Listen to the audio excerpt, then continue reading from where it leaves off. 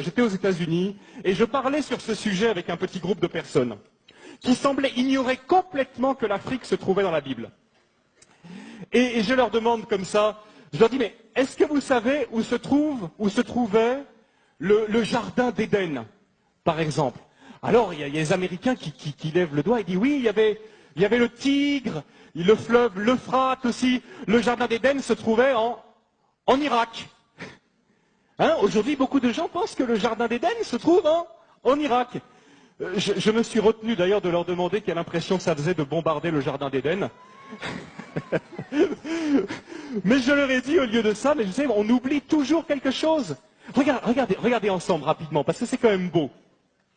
Pour voir que, quand même, on oublie, mais le plan de Dieu pour l'Afrique est très tôt. Regardez dans Genèse chapitre 2 avec moi. Regardez la description du jardin d'Éden. Le jardin d'Éden, il y avait 4 fleuves qui sortaient. Qui étaient ces fleuves et où étaient-ils? Du pays d'Éden, chapitre 2, Genèse, chapitre 2, verset 10. Du pays d'Éden sortait un fleuve qui arrosait le jardin, et de là, il se divisait en 4 bras. Le premier, c'est le Pishon. Il contourne tout le pays de Havila, au sol gorgé d'or et excellente qualité. Le deuxième fleuve s'appelait Gihon. Il parcourt toute l'Éthiopie, ou dans certaines versions, le pays de Couche. Et le quatrième fleuve, le troisième fleuve, c'est celui qui coule à l'orient de la Syrie, c'est le Tigre. Et le quatrième fleuve, c'est l'Euphrate.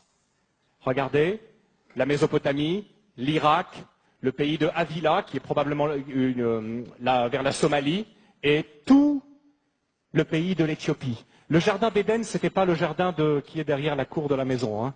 Le jardin d'Éden, c'est un jardin immense qui couvrait plusieurs pays, dont l'Éthiopie. Quels sont les noms qu'on donne à l'Afrique dans la Bible?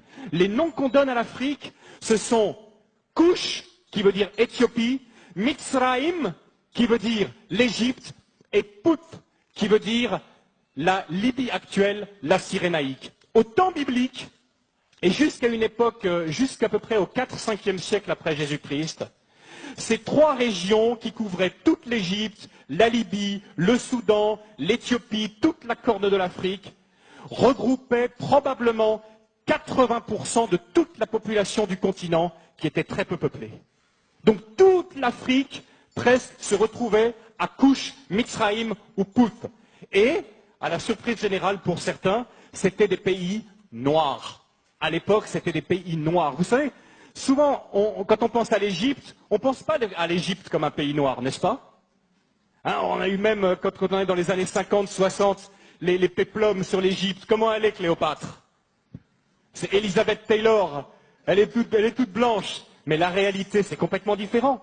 Toutes les recherches historiques ont montré qu'à l'époque de Moïse, ont montré qu'à l'époque biblique, l'Afrique était un pays noir. Et d'ailleurs, il suffit de regarder les hiéroglyphes aujourd'hui pour voir toutes ces femmes égyptiennes avec les cheveux tressés qui ressemblent à s'y méprendre aux Peuls du Sénégal. Des recherches ont montré que les Peuls du Sénégal, pour ceux qui les connaissent, sont parmi les descendants les plus directs des Égyptiens. Les travaux, entre autres, du professeur Cheranta Diop et d'autres ont montré que l'Égypte était un pays noir, que l'Éthiopie était un pays noir et que la Libye était un pays noir. On l'appelait la Cyrénaïque, avec la ville de Cyrène, ou la Tripolitaine. C'est un pays noir. Depuis le début, depuis la Genèse, l'Afrique est là, dans le plan de Dieu. Et quand je demandais à ces Américains quelle était la personne, quel était l'Africain le plus connu de la Bible, ils avaient beaucoup de mal à me répondre. Un Africain? Un Africain dans la Bible? L'Africain le plus connu. Et à votre avis, tenez, qui est l'Africain le plus connu de la Bible? Abraham, pas tout à fait. J'entends pas le nom que je cherche. Noé, non, je pense pas qu'il était tout à fait africain. Adam, et si Adam était dans le jardin d'Éden, il était forcément un peu africain. Bon point pour toi, ma sœur. Moïse.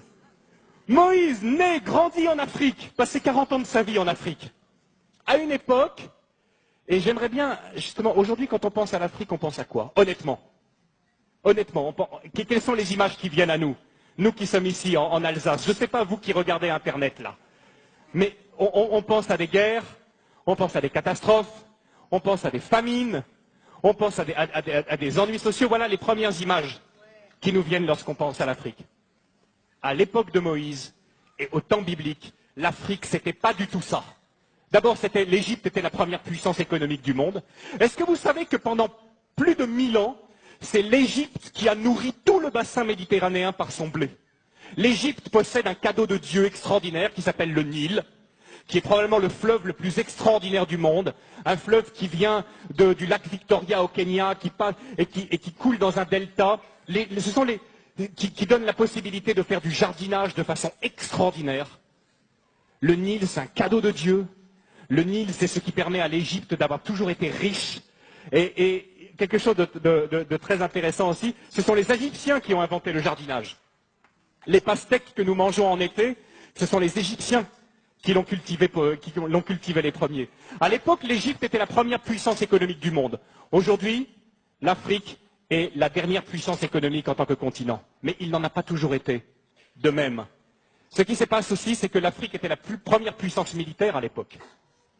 Si jamais, l'armée de Pharaon, l'armée éthiopienne, tenez, quelle est la plus grande armée qui est mentionnée dans l'Ancien Testament? C'est quelle armée? Une armée de combien? C'est une armée d'1 million de personnes qui est l'armée du roi d'Éthiopie. À l'époque, l'Afrique était une puissance militaire qui faisait trembler. À l'époque aussi, l'Afrique, nous dit la Bible, Moïse a été élevé dans toute la sagesse des Égyptiens. L'Afrique dominait le monde également par ses connaissances scientifiques. C'était de l'Afrique que venait toute la connaissance. Les Égyptiens ont été les premiers astronomes, ont été les premiers à jeter les bases de nos sciences modernes. Venait également de l'Afrique. C'était aussi une époque où l'Afrique accueillait les réfugiés. Aujourd'hui, on pense que l'Afrique, c'est le pays qui envoie plutôt des réfugiés. Mais à l'époque, l'Afrique accueillait les réfugiés. Est-ce que lorsque vous lisez la Genèse, lorsque vous lisez même à peu près tout l'Ancien Testament, vous voyez que toujours le peuple de Dieu a été tenté et l'a fait à certains moments d'aller se réfugier en Égypte, en Afrique. C'est là qu'ils trouvaient le repos. Et le Seigneur a dû leur apprendre difficilement au travers de toute l'Exode à ne plus compter sur cette grande puissance mondiale. Et si Dieu a humilié l'Égypte, il n'a pas humilié un pays faible, mais il a humilié un pays qui était la première puissance mondiale. Comme aujourd'hui, si Dieu choisissait d'humilier une nation puissante, il choisirait probablement d'humilier ou les États-Unis ou l'Europe, qui nous glorifions de notre technologie, de notre puissance, de notre force militaire. Donc Dieu a dû apprendre à son peuple à ne pas compter, à ne pas dépendre de la puissance des hommes, mais à compter seulement sur sa puissance. Quelque chose de très important que souvent on ne connaît pas, c'est que lorsque la reine de Saba était une reine africaine. Amen. Je ne sais pas si vous le savez, c'était une reine noire, c'était une reine africaine. Et les Éthiopiens, aujourd'hui, basés aussi sur des recherches intéressantes, montrent que probablement la reine de Saba était la reine de tout le royaume d'Éthiopie à l'époque. Elle était allée chercher la sagesse auprès de Salomon. Et que dit aujourd'hui l'Église là-bas en Éthiopie? L'Église, dans sa tradition, dit que Salomon et la reine de Saba ont eu un enfant, que cet enfant est devenu Ménélik Ier, le premier empereur d'Éthiopie, qui a été la plus longue dynastie du monde jusqu'à la chute de l'empereur Haïlé Sélassié dans les années 70, qu'on appelait le Négus. Et sa filiation remontait à Salomon lui-même. Salomon lui-même, Ménélik, le Négus. Dieu a toujours pris soin. Vous savez, en plus, aujourd'hui, on s'aperçoit qu'il n'y a aucune explication rationnelle à la présence d'un si grand nombre de Juifs en Éthiopie, qu'on a appelé après les Falachas, qui sont revenus en Israël. Christian connaît bien cette histoire. Il n'y a pas d'autre explication que le fait que, depuis les temps de l'Antiquité, les Juifs étaient présents en Éthiopie.